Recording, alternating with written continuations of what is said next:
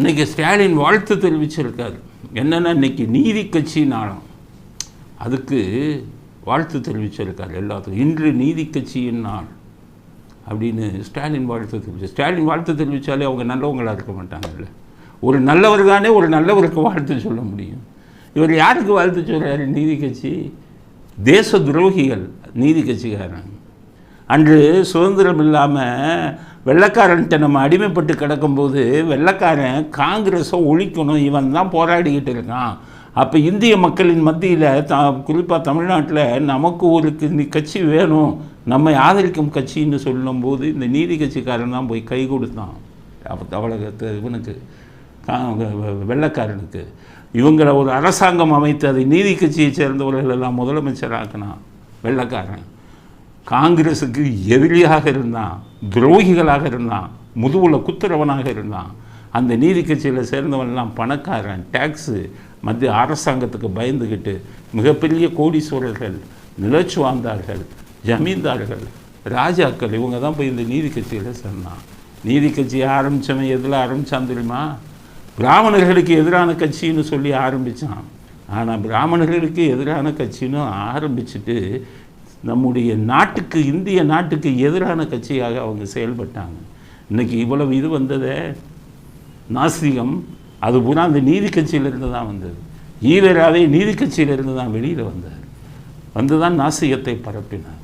அதனால தான் இவர்களும் அந்த நீதி கட்சி மாதிரியே தனி தமிழ்நாடுக்கு இதை தொடங்கினதுக்கு காரணமே, அந்த குரலை எழுப்புனதுக்கு காரணமே இவன் பூரா அங்கேருந்து வெள்ளைக்காரர்களின் கைக்கூலியாக இருந்து இந்தியா சுதந்திரமானவுடன் இந்தியாவை பிரிக்க வேண்டுங்கிற சூழ்ச்சியில் தான் அந்த நீதி கட்சிக்காரன் தான் மிகப்பெரிய அளவில் தேச விரோதங்களில் ஈடுபட்டான்.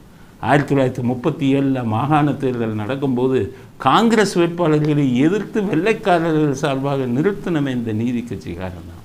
இதில் வந்தவர்கள் அத்தனை பேரும் தேச துரோகிகள். அவர்கள் செய்த தேச துரோகம் இது வெள்ளைக்காரர்களுக்கு ஆதரவாக இருந்தது தான் அவர்கள் செய்த மிகப்பெரிய தேச துரோகம். அதனால தான் அந்த நீதி கட்சியை சேர்ந்த ஈவேரெல்லாம் சுதந்திரம் அடைஞ்ச அன்றைக்கி கருப்பு கொடியை வீட்டில் ஏற்றினார். இந்தியாவிற்கு சுதந்திரம் கொடுக்காதே அப்படின்னு வெள்ளைக்காரர்கிட்ட சொன்னவரெல்லாம் நீதி கட்சிக்காரன் தான்.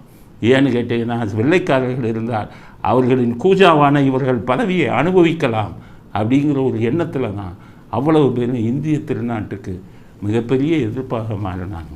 மிகப்பெரிய தலைவர்களுக்கெல்லாம் எதிராக நின்றவர்கள் இந்த நீதி கட்சி தான். ஒவ்வொருவங்களையும் தோக்கடிக்கணும்னு தான் ராஜாக்கள் எல்லாம் மிகப்பெரிய ஒவ்வொரு தொகுதியிலையும் நிறுத்தி நல்ல மிகப்பெரிய தலைவர்களை எல்லாம் தோற்கடித்தார்கள். அதனால தான் என்ன சொல்லுங்கள், நீதி கட்சி தேச துரோக கட்சி. நீதி கட்சியில் இருந்தவர்கள் பெரும்பாலானவர்கள் தேச துரோகிகள், அதை புரிஞ்சுக்கேன். அதனால் ஸ்டாலின் இன்னைக்கு நீதி கட்சி நாள்னு கொண்டாடுற நம்ம தேச துரோகிகளின் நாள் அப்படின்னு இன்னைக்கு கொண்டாடும். எல்லாரும் மனசுக்குள்ளே வச்சுக்கிறது, இன்று தேச துரோகிகளின் நாள். நீதி கட்சி என்பது தேச துரோகி கட்சி. அதனால் நாம் மட்டும் அதை நீதி கட்சி நாள்னு சொல்லாமல் தேச துரோகிகளின் நாள்னு சொல்லி இன்றைய தினத்தை எல்லோரும் அனுஷ்டிக்கணும் அப்படிங்கிறது தான் என்னுடைய அடுத்த கருத்து. நயன்தாரா அவங்க ஆவணப்படம், அவங்க கல்யாணம் இதெல்லாம் வச்சு பெருசாக அந்த படத்தை எடுத்து ஓடிடியில் விலைக்கு வைக்கலாம். அதில் தனுஷ் சம்மந்தப்பட்ட படத்தை இதெல்லாம் சேர்த்தாங்க. தனுஷ்கிட்ட மிக மரியாதையாக கேட்டிருந்தாங்கன்னா தனுஷ் விட்டு கொடுத்துருப்பார். நடந்த விஷயம் என்னென்னா, இவங்களுக்கு தலைக்கு மேலே கர்வம். ஏன்னா உதயநிதி உதவி இருக்குல்ல, அந்த கர்வம் அவங்களுக்கு. ஒரு தடவை ராதா ரவி திமுகவில் தான் இருந்தார். நயன்தாராவை தாக்கி பேசினார்னு உதயநிதி போய் அவங்க அப்பாட்ட சொல்லி ராதா ரவியை திமுக விட்டு சஸ்பெண்ட் பண்ணாங்க. அப்படி அதனால் அந்த பெண்மணி என்ன பண்ணுறாங்க, நமக்கு ஒரு ஆதரவு இருக்குன்னு சொல்லி ரொம்ப தலைக்கணமாக நடந்ததுனால தான் இந்த தனுஷ் அவங்களுக்கு விட்டு கொடுக்க மாட்டேன்னு நஷ்டஈடு கேட்டார். தனுஷ் கேட்டதில் எந்த தவறும் இல்லை. இன்றைக்கி அதுக்கப்புறம் 10 கோடி கேட்டு நோட்டீஸ் விட்டாங்க. இன்றைக்கி நன்றி சொல்லியிருக்காங்க. யாருக்கு? இவருக்கு தான், உதயநிதிக்கு நன்றின்னு இருக்காங்க. பிரச்சனை சால்வ் ஆகிடுச்சுன்னா அப்போ என்ன பண்ணார் உதயநிதி? தனுஷ்கிட்ட பேசி பயமுறுத்தியோ, அவங்க ஆட்சியில் இருக்காங்க, துணை முதல்வரில் இது பண்ணி சம்மதிக்க வச்சு பிரச்சனையை சால்வ் பண்ணியிருக்காங்க. இதே உதயநிதி மற்ற யாருக்காச்சும் இருக்கிற பிரச்சனையை சால்வ் பண்ணுறதுக்கு, தீர்த்து வைப்பதற்கு ஃபோன் பண்ணுவாரா? அப்போ உதயநிதி மக்களின் பிரதிநிதி இல்லை, சினிமா நடிகைகளின் பிரதிநிதியாகத்தான் உதயநிதி இருக்கிறார். ஒரு சினிமா நடிகைக்கு எந்த பிரச்சனை வந்தாலும் உதயநிதி போய் அவர்களுக்கு உதவி செய்கிறார். வெட்கக்கேடு ஒரு துணை முதல்வராக இருக்கிறவங்க.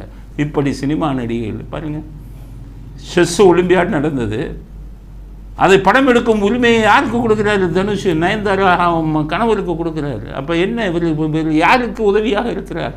கார் ரேஸ் வச்சாங்க ஒரு சினிமா நடிகை, அவங்களுடைய ரெக்கமெண்டேஷனில் தான் கார் ரேஸ் வந்தாங்கன்னு ஒரு செய்தி வந்தது. அப்போ இந்த அளவுக்கு ஒரு துணை முதல்வர் நடிகைகளின் பிரதிநிதியாக இருந்து கொண்டிருக்கிறாருங்கிறது தமிழ்நாட்டுக்கு மிகப்பெரிய கேவலம். நான் ஏற்கனவே சொன்னேன், திமுகவில் மந்திரி வேணுங்கிறவன் சினிமா நடிகைகளை போய் இதை பிடிக்கிறான் ரெக்கமெண்டேஷன். நான் பேர் சொல்ல விரும்பலை, ஏன்னா அந்த சினிமா நடிகைகள் உதயநிதிட்டு சொன்னால் அவனுக்கு மந்திரி பதவி கிடைச்சிருது. 2026 தேர்தலில் பாருங்கள், எம்எல்ஏ சீட்டு கேட்குறது அத்தனை இப்போ திமுக காரன நடிகைகளை பிடிச்சி தான் சீட்டு வாங்குவான். ஒரு காலத்தில் அவங்க குடும்ப உறுப்பினர்களை பிடிச்சி சீட்டு வாங்கின காலம் போயிடுச்சு. மிகப்பெரிய மந்திரிகள்லாம் நடிகைகளை தேடுறாங்க. எந்த நடிகை சொன்னால் உதயநிதி கேட்பார் அப்படின்னு. அவ்வளவு கேவலமாக போய் கொண்டிருக்கிறது. நடிகை தனுஷுக்கு நன்றி சொல்கிறார் என்றால் தனுஷ் எந்த அளவிற்கு அந்த நடிகைக்கு உதவி செய்திருப்பார் அப்படிங்கிறது தெளிவாக தெரியுதில்லை. அதனால தான் சொல்கிறேன், நடிகைகள் பின்னால் சுற்றும் இப்படி ஒரு மனிதர் தமிழ்நாட்டுக்கு துணை முதல்வராக வந்திருப்பது நமக்கு மிகப்பெரிய கேவலம்.